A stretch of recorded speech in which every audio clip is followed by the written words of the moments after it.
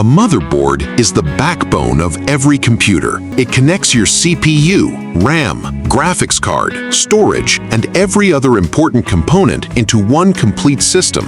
But here's something many people don't know. Not all motherboards are the same.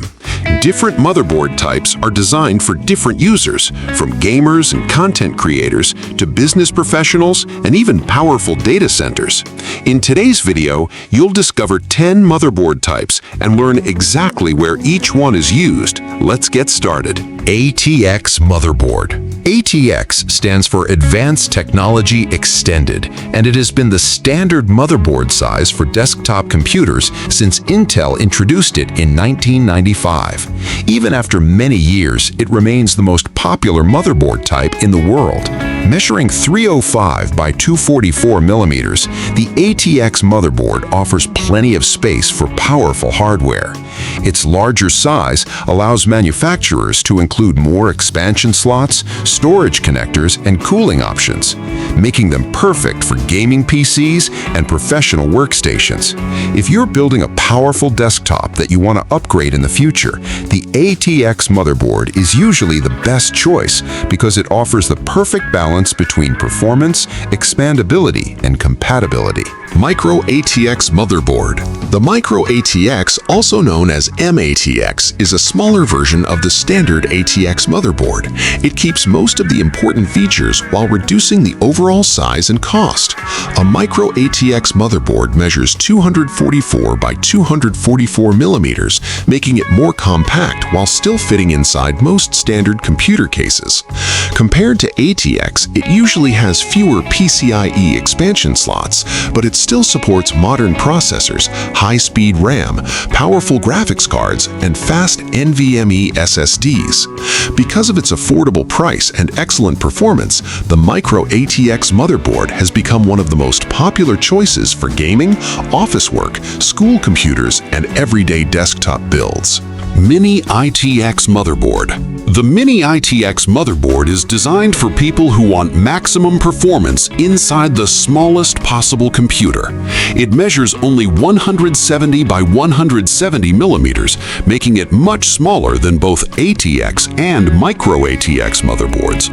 Although it's compact, many modern Mini-ITX motherboards still support powerful CPUs, high-speed DDR5 memory, PCIe Gen 5 graphics cards, and ultra-fast NVMe SSDs. Mini-ITX is commonly used in compact gaming PCs, home theater systems, portable desktop computers, and space-saving workstation builds where every centimeter matters. Extended ATX, or E-ATX. The Extended ATX, or E-ATX, is a larger version of the standard ATX motherboard. It is designed for users who need maximum performance, additional expansion, and extra room for powerful hardware. An E-ATX motherboard is usually 305 by 330 millimeters, giving manufacturers more space to add advanced features and larger cooling solutions. Many high-end E-ATX motherboards include extra PCIe slots, additional M.2 SSD connectors, stronger power delivery systems, and support for larger amounts of RAM, making them ideal for demanding workloads. Because of their premium features, E-ATX motherboards are commonly used in professional workstations, high-end gaming systems, 3D rendering machines, video editing computers, and AI development PCs. XL-ATX Motherboard. The XL-ATX is even larger than the extended ATX design. It was created for enthusiasts who want the highest level of expansion possible. Thanks to its oversized layout, an XL-ATX motherboard can provide additional PCIe slots, allowing users to install multiple graphics cards, capture cards, storage controllers, and other expansion devices at the same time.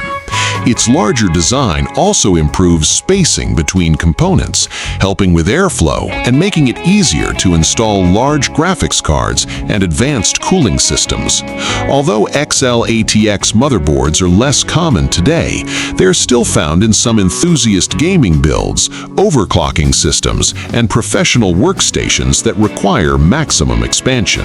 Thin Mini-ITX. The thin Mini-ITX motherboard is a slimmer version of the standard Mini-ITX design. It was created for ultra-thin desktop computers where saving space is more important than adding extra expansion slots. Even though it uses the same 170 by 170 millimeter dimensions as Mini-ITX, its reduced height allows manufacturers to build much thinner computer systems.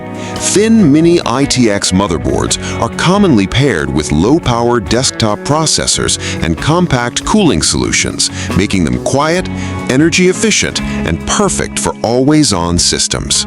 You'll often find thin Mini-ITX motherboards inside all-in-one computers, digital kiosks, point-of-sale systems, digital signage displays, and compact office desktops, where reliability and small size are the top priorities. Nano-ITX Motherboard. The Nano-ITX motherboard is designed for extremely compact computers where space, power efficiency, and reliability are more important than raw performance. It measures only 120 by 120 millimeters, making it much smaller than a Mini-ITX motherboard, while still supporting a complete computer system. Most Nano-ITX motherboards use low-power processors and integrated graphics, helping them generate less heat and consume very little electricity during continuous operation. Because of their compact size and energy-efficient design, Nano-ITX motherboards are widely used in industrial machines, medical equipment, digital kiosks, smart automation systems, and embedded computers.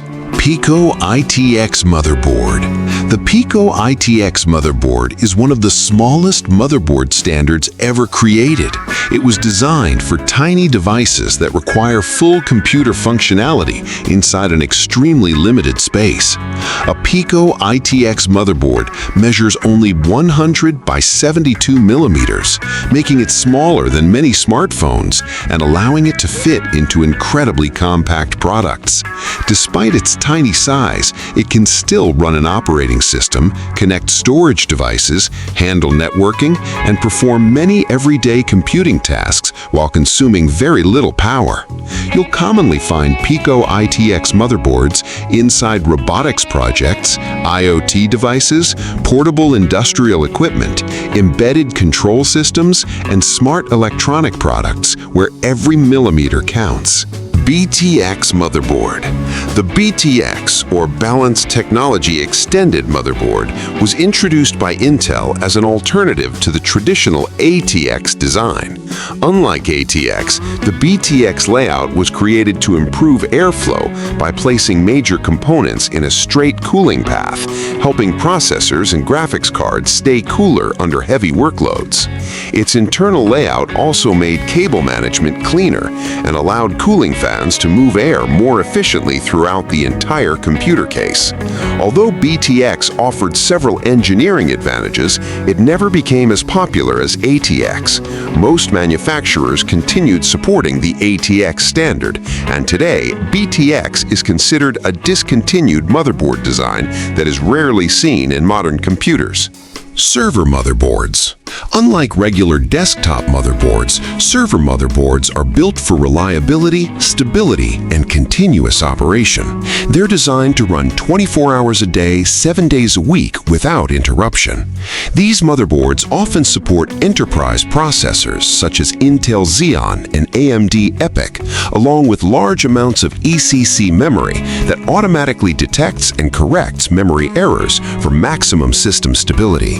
High-end server motherboards can support multiple high-speed storage drives, advanced networking, remote management features, and in some cases, several terabytes of memory for demanding enterprise workloads. Because of their powerful capabilities, server motherboards are commonly used in data centers, cloud computing, web hosting, virtualization, artificial intelligence, scientific research, and enterprise business servers where reliability is far more important than appearance. Now you know the 10 most important motherboard types and where each is used. Whether you're building a gaming PC, upgrading your desktop, or simply learning more about computer hardware, choosing the right motherboard is one of the most important decisions you'll make. If you found this video helpful, don't forget to like, subscribe, and turn on notifications so you never miss another easy-to-understand tech guide from ByteSimple. In the next episode, we'll explore 10 CPU cooling types explained, where you'll learn how different cooling systems keep modern processors running at their best. Thanks for watching, and I'll see you in the next video.